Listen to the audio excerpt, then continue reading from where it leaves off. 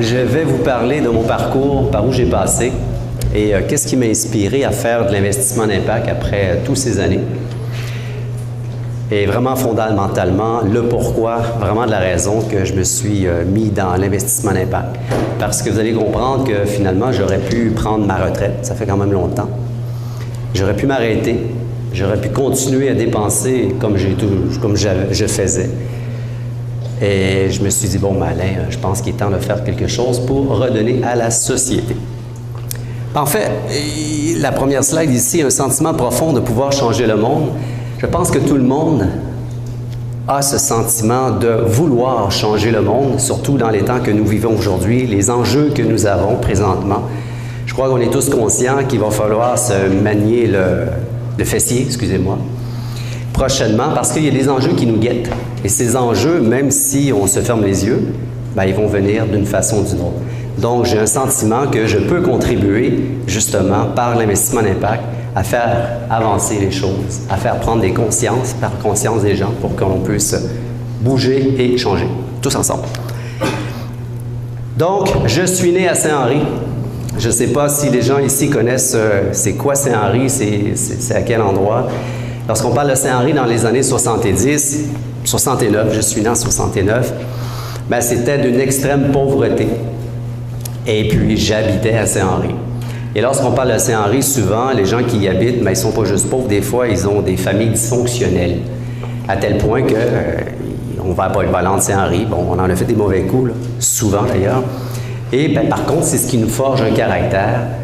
Au fur et à mesure de la vie, on s'entreprend et puis on se décide de se prendre en main puis réaliser ce qu'on veut bien, se permettre de rêver. Donc, je suis né à Saint-Henri, parents divorcés, à l'âge d'1 an, ils se sont divorcés. Donc, effectivement, je n'ai pas eu de père, j'avais de la misère à écouter le directeur à l'école. Je ne comprenais pas pourquoi il voulait me donner des ordres. Moi, je n'ai pas eu ça dans la vie, les ordres de mon père, donc j'avais de la misère à l'école. Enfant Teflon, d'ailleurs. On m'avait mis dans une classe séparée. On était 7. C'est pas parce qu'on n'est pas intelligent, c'est parce qu'on a la difficulté à recevoir des ordres. Il faut demander, il ne faut pas exiger. En tout cas, dans un couple aussi, c'est pas facile. Je suis allé chez les sœurs. Donc, à l'âge de 3 ans, je me suis retrouvé dans les foyers d'accueil, dans les collèges, ici, sur le boulevard Laurier, à Montréal. Et la sœur ici, c'est pas la vraie, là, parce qu'ils avaient des gros chapeaux, vous savez, avec des ailes comme la sœur volante. Je ne sais pas s'il y a du monde qui se rappelle de l'émission, la sœur volante. Hein, voilà. Donc, c'était vraiment les sœurs volantes. J'ai passé probablement 2 ans, 3 ans de ma vie dans un collège comme ça. Et puis, c'est pas que j'ai des mauvais souvenirs, sauf que forcément, les parents, ils sont pas. On a 4, 5 ans, 6 ans. Et puis, on cherche toujours l'identité de nos parents et que finalement, ben, les parents, ils sont où? Donc, on n'était pas des orphelins, mais quasiment des jeunes enfants que les parents ne viennent pas visiter. Belle expérience, par contre, parce que là aussi, on a appris à faire des mauvais coups. Donc, ici, ma slide. Lorsque je suis retourné, ma mère, 5 enfants, je suis le plus jeune. Lorsque je suis retourné avec ma mère, à un moment donné, on s'est aperçu qu'il n'y avait pas beaucoup d'argent. Et puis, on habitait dans un grand 5,5 et puis on était plus cassé qu'un clou. Donc, ce que je faisais, je me sentais responsable d'avoir d'une part de responsabilité, justement, dans ce noyau familial, là où on était d'une extrême pauvreté. Donc, je me suis dit, mais pourquoi pas me planter sur le coin de la rue et puis demander de l'argent aux gens qui passaient. Donc, je me souviens, j'ai quêté sur la rue et puis ça a été quand même lucratif. Lucratif, mais ça a été à coût de 10 cents. Hein? Dans ce temps-là, c'était des 10 cents qu'on nous donnait. On prenait l'autobus avec 10 cents puis on mangeait des patates frites à 25 sous. Bon. Donc, lorsqu'on est pauvre, celui qui nous coupe les cheveux, c'était notre voisin. Maudit que je le détestais. J'ai pas réussi à vous trouver une photo. Photo de classe, vous savez, là, on était tous plantés sur un banc, puis les 2 professeurs à chaque côté. J'avais la tête qui ressemblait à une vadrouille. Une grosse vadrouille, vous savez, il y a des grandeurs des vadrouilles.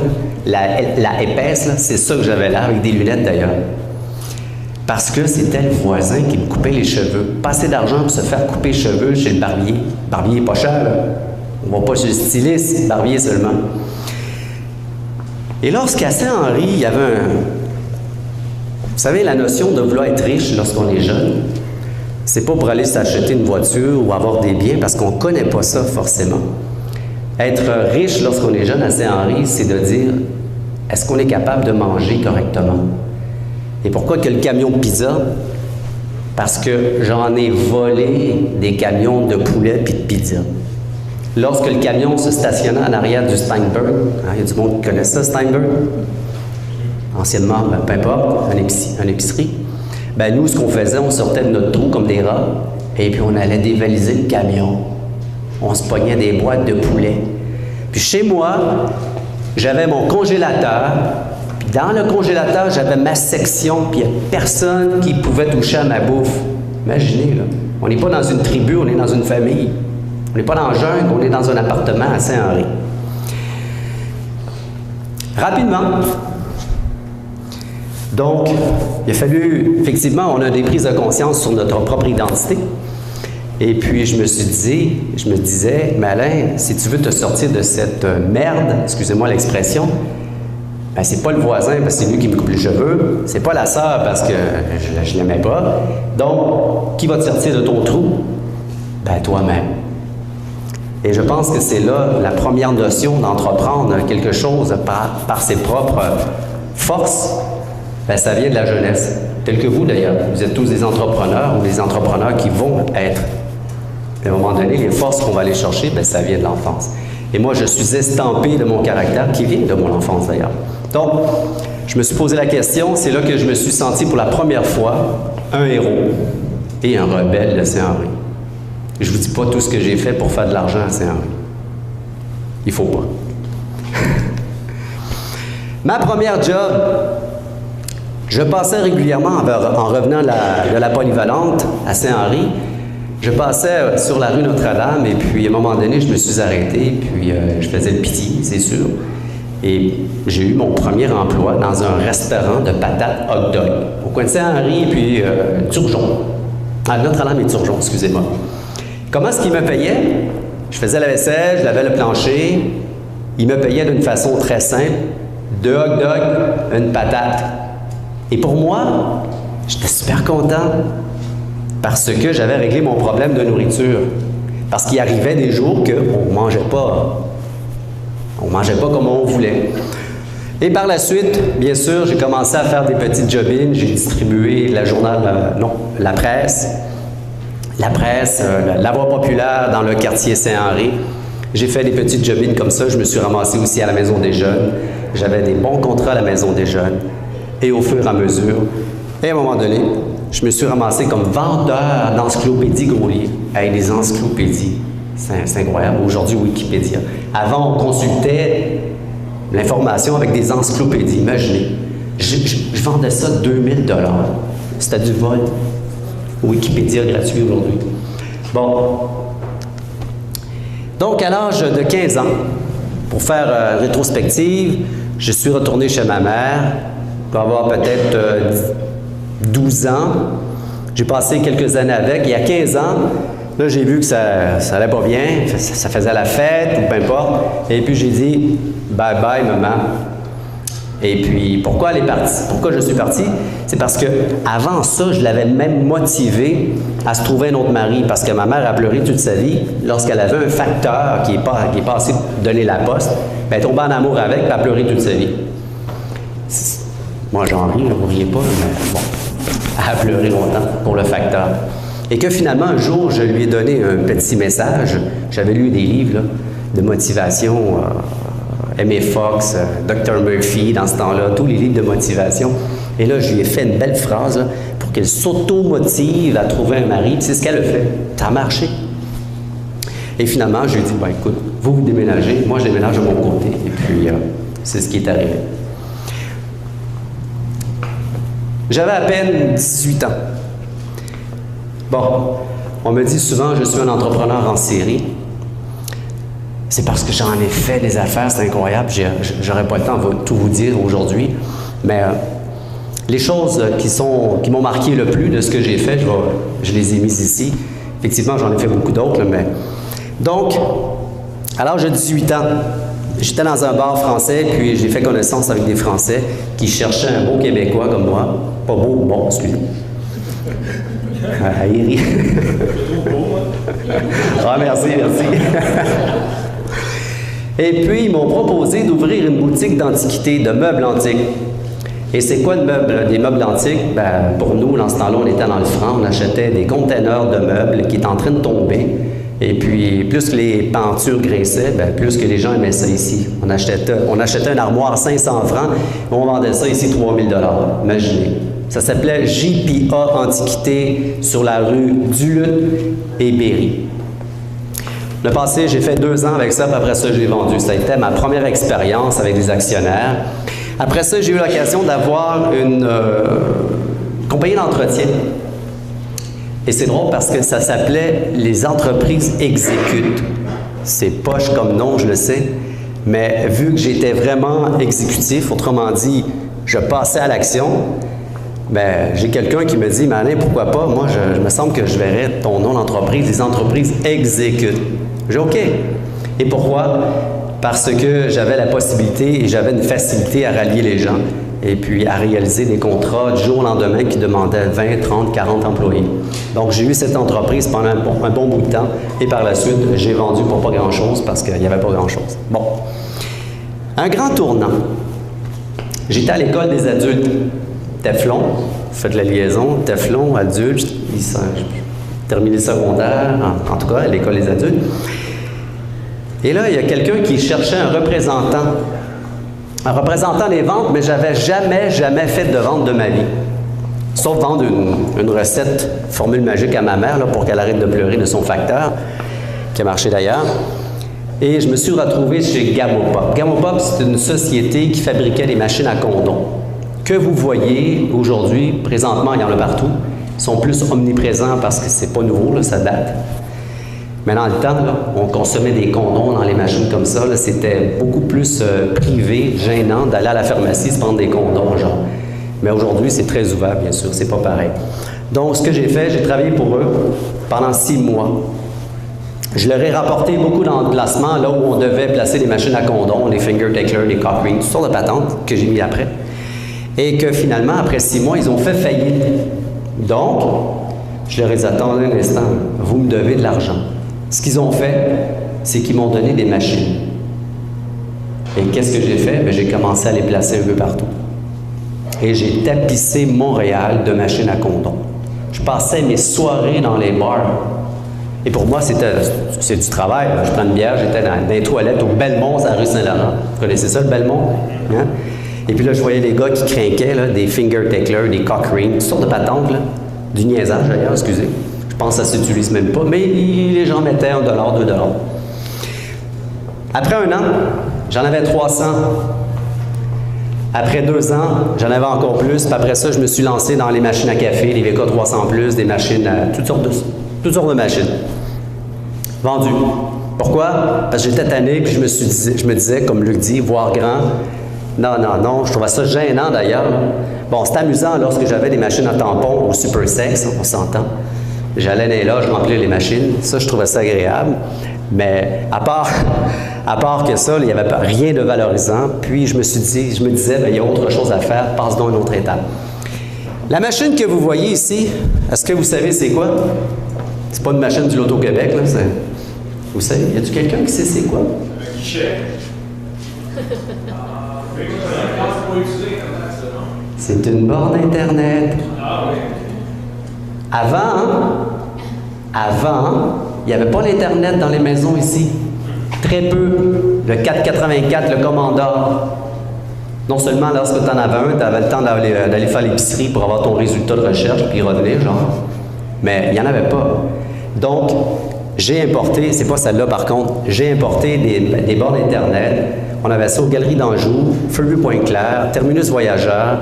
Les gens mettaient 2 $ dedans et ils pouvaient aller sur la toile du Québec pendant 10 minutes.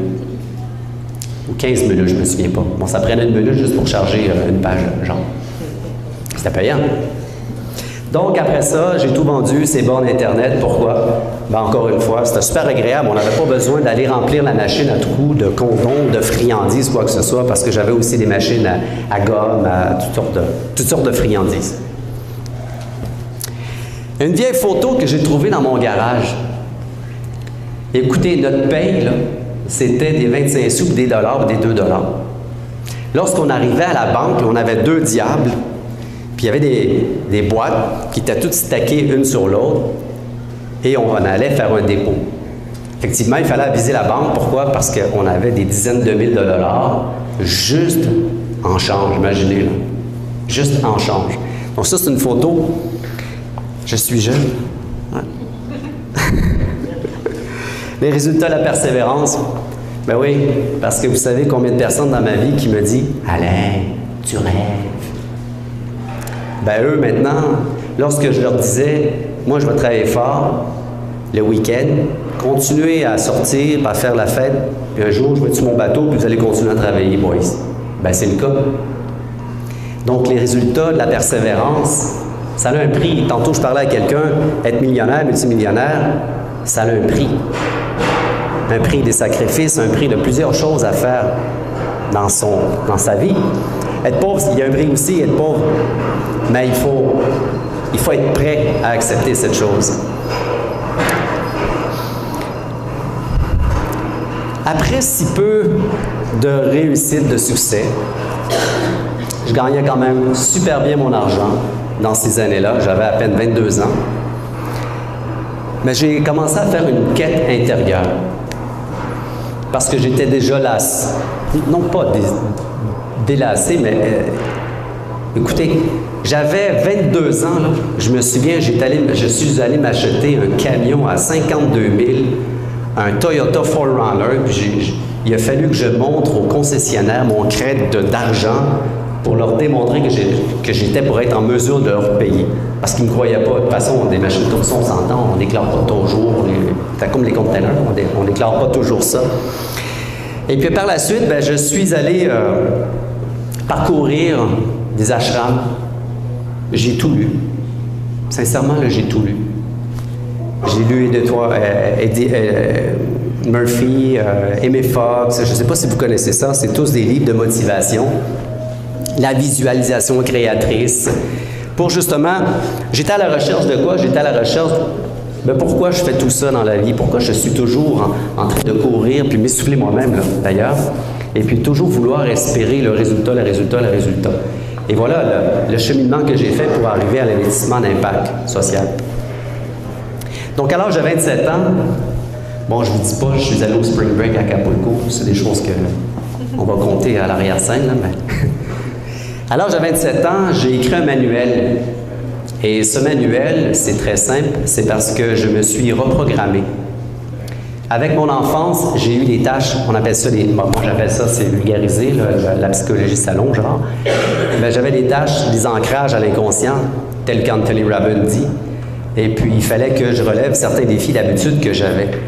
Et c'est quoi ces habitudes? C'est des peurs. Et c'est de mettre un plafond à savoir, « Ah non, je pense que je ne peux pas le faire plus que ça. » Ben, moi, je peux vous dire, là, les limites, il y a juste une personne qui se les met, c'est vous. C'est juste vous qui se mettez les limites entre les deux oreilles. Donc, j'ai écrit un manuel, Comment réussir. Et Marc Fisher, Marc Poisson, il m'a aidé beaucoup avec ses livres, Le millionnaire instantané.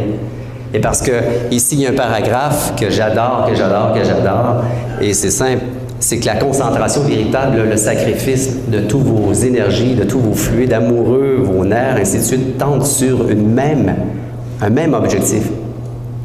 Pas pendant une journée, pas pendant une semaine, le temps qu'il faut pour réaliser ce que vous voulez faire. Et des fois, ça peut prendre 1 an. Tantôt, j'écoutais quelqu'un qui me disait, ça fait plus de 10 ans qu'il travaille sur une idée. Incroyable, 10 ans sur une idée. Donc, après ça, écoutez, après avoir écrit mon manuel, bien sûr, j'avais plus de limite dans la tête. Il n'y avait plus de plafond. Je tenais plus debout, d'ailleurs. Et puis, j'étais quand même arrivé à un niveau de succès. J'aurais pu m'arrêter, arrêter de travailler, puis vivre. Finalement, je me suis dit, mais pourquoi pas faire autre chose? Et je me suis lancé dans l'immobilier. Et pourquoi j'appelle ça l'accélérateur? Parce que faire des achats aussi rapidement que ça, puis les flipper, puis en passer des immeubles comme un boulanger ou comme un pâtissier va faire des beignes ou des croissants, bien, il faut le faire. Mais comment est-ce que j'ai réalisé ça? C'est qu'un jour, j'avais un client. Et ce client, il avait beaucoup d'argent. Il y en a encore d'ailleurs beaucoup. C'est devenu mon mentor. Parce que lui, il n'a jamais eu de fils. Donc, j'ai bien compris qu'il était un peu paternel. À un moment donné, un soir, je me mets dans ma chambre, j'avais mon bureau à côté, et puis je m'en vais me caler un verre de vin avant, parce que je voulais l'appeler pour lui demander de l'aide. Je prends mon courage à deux mains, et je me dis, ben je vais l'appeler. Donc, ce que j'ai fait, je l'ai appelé. Et je vais vous imiter son accent, parce qu'il est yougoslave. Et j'ai dit, « Monsieur Turek, ça va bien? »« Oui, Allah, ça va. »« Monsieur Turek, je vous appelle parce que je voudrais vous demander quelque chose. »« J'écoute. »« Je voudrais vous m'aider à acheter un siplex, Monsieur Turek. »« Une condition. » Et j'ai dit, « Laquelle? »« Que tu achètes un 60 logements. » 3 secondes de silence. Je me suis Turek, vous avez ajouté un zéro. Mais crois-tu stupide? 4 secondes de silence. Ben, je me suis Turek, j'ai pas l'argent. Non. Je vais te la passer, Alain. Je dis, vous allez me passer l'argent. Il s'appelle Vladimir Turek. Il serait content d'être ici d'ailleurs, il compte son histoire à plusieurs personnes. Ben, j'ai dit, OK. Il me dit quelque chose d'important. Alain, j'ai plus confiance en toi que tu as confiance en toi-même. J'ai dit, OK. Donc, résultat, mon premier immeuble à 68 logements. Mon premier pied dans l'immobilier, 68 unités. Il me dit, Alain, je te prête. Mais, n'oublie pas, 12% tous les mois d'intérêt. Oh, shit. Et je ne savais pas comment faire les calculs. Devinez, est-ce que l'immeuble à 68 unités me permettait de le rembourser? Non. Non. Il a fallu que... Écoutez, c'est comme sauter dans une piscine à requins, là. Qu'est-ce que tu fais? Tu nages. Autrement, tu te fais bouffer. Mais c'est la même chose. Il a fallu que je fasse ce qu'il m'a dit de faire. Je pense qu'il est venu sur le chantier, sur l'immeuble, le projet, 3 fois en 3 ans seulement. Donc, ce que j'ai fait, j'ai rénové, j'ai augmenté, j'ai fait tout ce qu'il fallait faire. Et puis, par la suite, bien sûr, j'ai roulé ma bosse. Donc, ça vous donne une idée. En 2000, 74 unités. Pourquoi? C'était un 68, mais c'est devenu un 74. J'ai fait des ajouts. 74, 2001, après ça un 105, après ça un 61, après ça un 51. Et de 2003 à 2005, j'ai fait 500 unités, puis j'ai tout vendu en 2005. J'étais excité de vendre parce que je disais à M. Turek, « Ouais, mais M. Turek, il y a des millions, des dizaines de millions dans le bilan, mais j'ai pas un esti de scène. Tu veux-tu que je te fasse un chèque de millions, puis tu me donnes tout? » Non, vous comprenez pas. Vous comprenez pas, là? Je veux dépenser. C'est ça que je veux. Et à tous les fois que j'allais me chercher une voiture, la première Porsche 911 4S, hein? Monsieur Turek, il a fallu que je le convainque pendant 6 mois que je lui en parle. OK, va l'acheter! Mais lui, il a tout roulé. Tu sais, c'est un sage, genre. Il est sage, mais il a dépensé dans sa vie. En tout cas, ouais, il rirait s'il serait ici. Donc, ça a été mon premier parc immobilier. Et par la suite, j'ai pris 2 années sabbatiques. C'est ce qu'on appelle sabbatique, sauf que j'ai roulé quand même, j'en ai fait les choses. J'ai... de 2005 à 2007, là, je rappelais l'argent. On fait quoi, Alain? Je vais te dire, c'est plate de rester à la maison. Je m'étais installé en plus du gazon synthétique. Pas de gazon à tongs. Partout, à l'avant, à l'arrière. Partout. Pas de gazon à tongs, tu fais quoi? Bon, OK. Je suis allé à l'école de la Bourse. Quand j'étais plus jeune, je ne vous ai pas dit ça. Là. Et là, je me suis dit, mais OK, Alain, va donc faire un cours en day trading. Donc, je suis diplômé des Day Trading Canada. J'ai commencé à trader sur les plateformes. Ça, on parle de 2 ans. Et en même temps, on venait d'avoir notre enfant. Et puis, pour sortir mon ancienne ex-femme de la maison, je me suis dit, mais bonne idée, Alain. Tu vas ouvrir un restaurant. C'est glamour. Ah, si, bon. La pire des gaffes. La pire des gaffes. Pourquoi? Parce que c'est demandant. Sauf qu'on en avait deux. Deux beaux restaurants, ça, c'est la vraie image, là. C'est super beau. C'est glamour. C'est plein de la musique. Sauf que c'est plein, mais tu ne fais pas d'argent. Jamais pas ça, c'est sûr. D'ailleurs, excusez une anecdote, quand je suis allé voir le franchisé, il me dit « Alain, je veux m'assurer que tu aimes ce que tu vas faire. » Là, j'attends, mais là, j'ai dit « Ben oui, je pense que je vais aimer ça. » Non, non, Alain, la famille Prescafé, là, il faut que tu aimes ce que tu fais. Ben, je dis « Attendez, je dis, avez-vous un franchisé qui ne fait pas d'argent, mais qui aime sa job? » Il dit « Non, c'est pas ça, je veux entendre. » Non, ben, Marcel, ça s'appelle Marcel Hachem.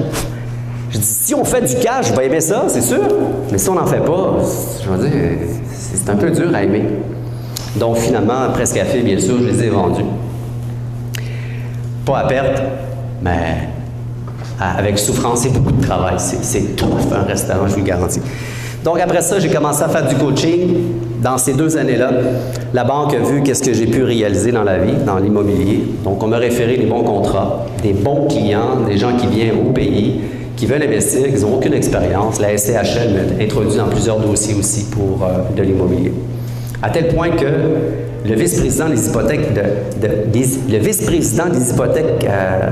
des hypothèques de l'Est du Canada, de la Banque Royale 1 Place Ville-Marie, il prête 8 milliards sur le marché, la gueule, ben, il est venu travailler avec moi. Parce qu'il voyait, maintenant, il roule bien, ce gars-là. Ben, il est venu travailler avec moi. Il faisait des hypothèques. Donc, après ça, 2 années sabbatiques, on n'appelle pas ça sabbatique, je me suis pas mis un vrai gazon, j'ai continué à aimer mon gazon que je ne devais pas tondre. 2 années sabbatiques, après, ce que j'ai fait, ben, j'ai recommencé dans l'immobilier. Donc là, cette fois-ci, des plus petits. Pourquoi? Parce qu'on allait chercher les subventions, puis on faisait un maximum d'argent avec des aides financières de la Ville de Montréal.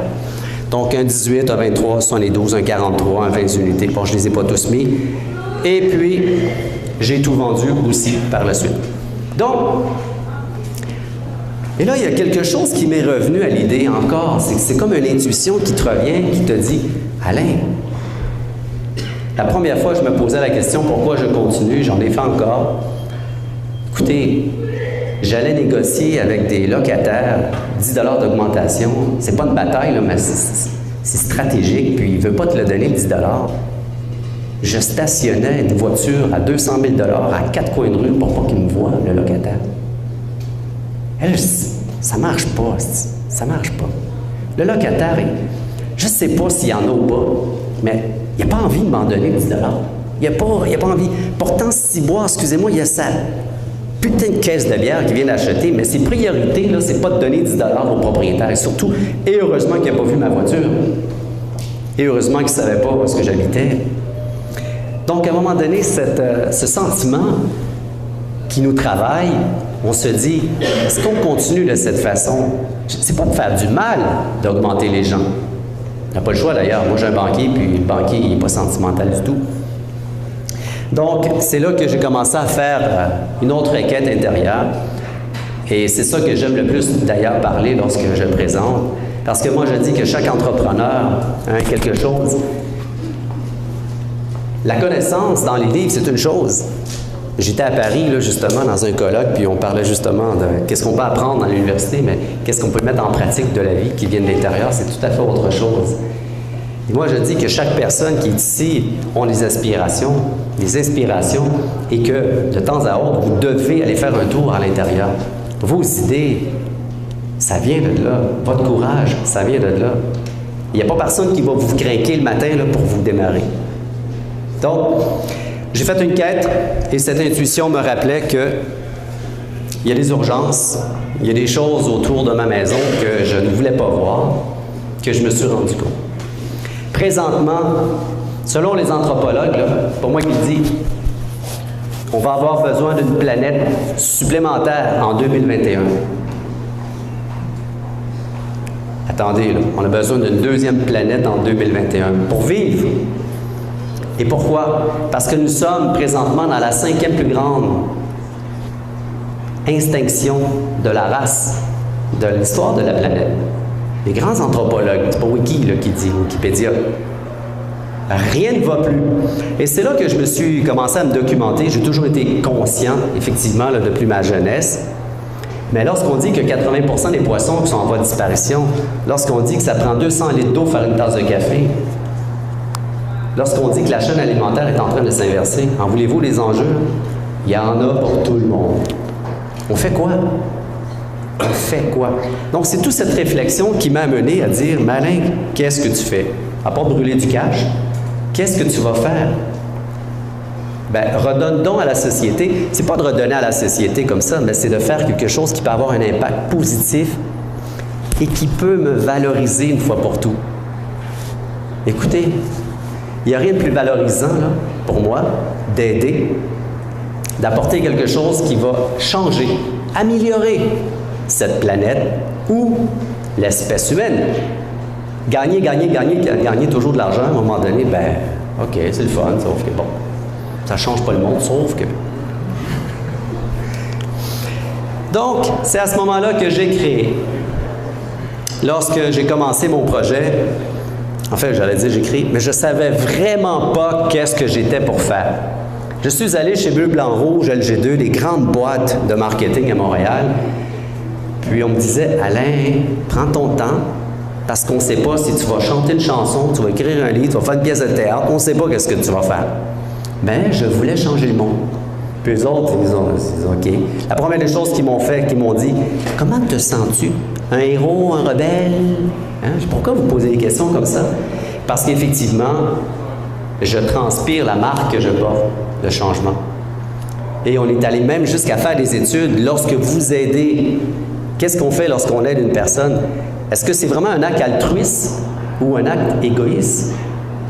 Parce que lorsqu'on aide, moi je suis comme ça, c'est pas parce que je suis égoïste.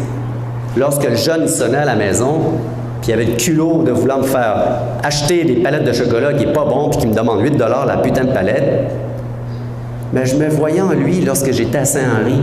Je me sentais gêné lorsque je revenais à l'école, puis j'avais 2 palettes de vendues, parce que j'avais pas le courage d'aller sonner.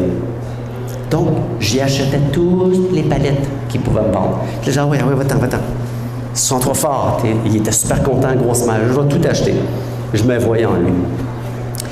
Donc, tout ça pour revenir. Et j'ai commencé à travailler sur un nouveau projet qui est WeRose.com. WeRose, c'est quoi? C'est un nouveau défi. J'en avais pas de besoin. Je vous le dis, je ne savais pas dans quoi je m'embarquais. Mais vraiment pas. Mais vraiment pas. Après 5 ans de travail, je me suis pété à la gueule. Le premier site qu'on a fait, 250 000, je l'ai foutu à la poubelle. C'est ce qu'on m'a dit de faire d'ailleurs. Je l'ai fait étudier, ça c'est mes idées, je mets ça à la poubelle. OK, on met la poubelle. On se retranche les manches et puis on recommence. Avec des spécialistes et ainsi de suite. Effectivement, si j'avais à faire un deuxième site, ben, ça irait à 100 000 à l'heure, avec les bonnes personnes toujours. Et ça serait beaucoup mieux. Donc, WeRose, c'est quoi? C'est une plateforme de revendication sociale. On prône des actions collectives, que ce soit des pétitions qui sont très connues, que ce soit des boycotts, que ce soit des campagnes de lettres, que ce soit des mises en demeure. N'importe quelle action collective est la bienvenue sur la plateforme. Je ne sais pas si vous avez entendu parler, il n'y a pas si longtemps, au mois de novembre passé, le recours collectif contre Hydro-Québec sur les trop perçus.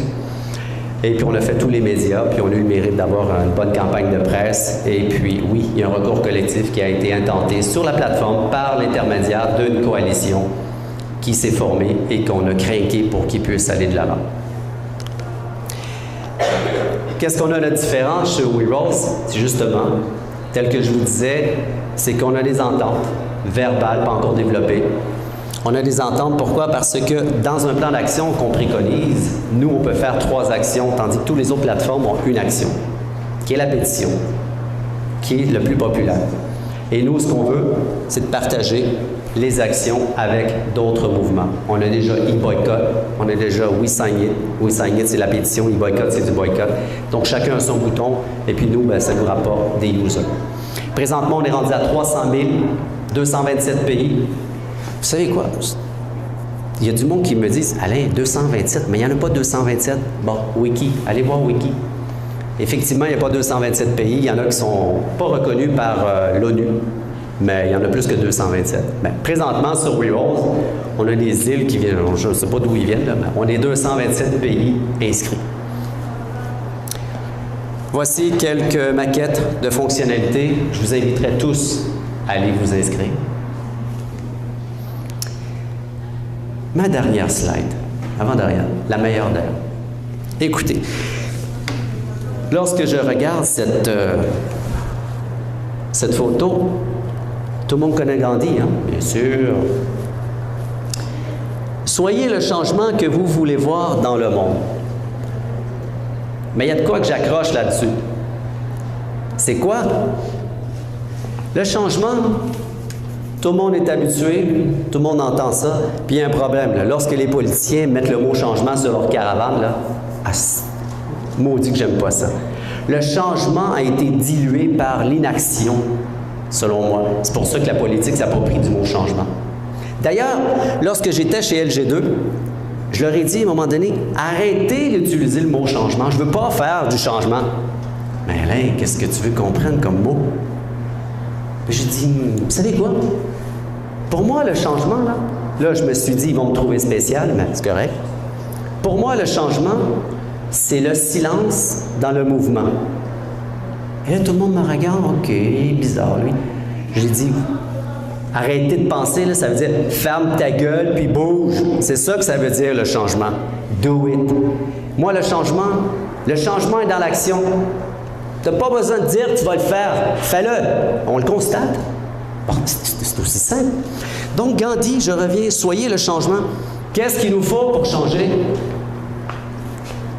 Je ne vous ferai pas une danse, là. Il faut se manier le derrière. Il faut changer soi-même. Le problème, c'est pas la planète. Le problème de nos enjeux, c'est pas les enjeux. C'est notre volonté. Comme Mme Obama disait, hein? C'est notre volonté. Parce que le jour que l'on va changer soi-même, qu'on va participer à son niveau d'engagement personnel, mais je crois que le changement va venir. On n'aura pas besoin de le crier. Et bien oui, it start, ça commence avec vous. Donc, c'est pour ça que je dis toujours, seul on rêve d'être des héros et ensemble, nous sommes heroes. Parce que si moi je décide d'apporter mon coup de pelle et qu'il n'y a personne d'autre qui le fait, ben je vais pelleter longtemps. Par contre, si tout le monde s'y met, ensemble, bordel, ça change plus vite que l'éclair. Il faut juste s'unifier sur une même idée, c'est tout. Il faut vouloir changer. Comment? Ben, chacun a sa façon de faire. Donc, voici l'investissement d'impact, voici ma présentation. Ça m'a pris 5 ans de travail. Et ça, j'aime bien cette phrase.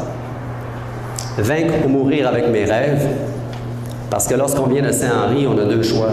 Soit qu'on dépresse parce qu'on ne fait que rêver et on n'avance pas, soit qu'on se mène le derrière pour réaliser ce qu'on a rêvé.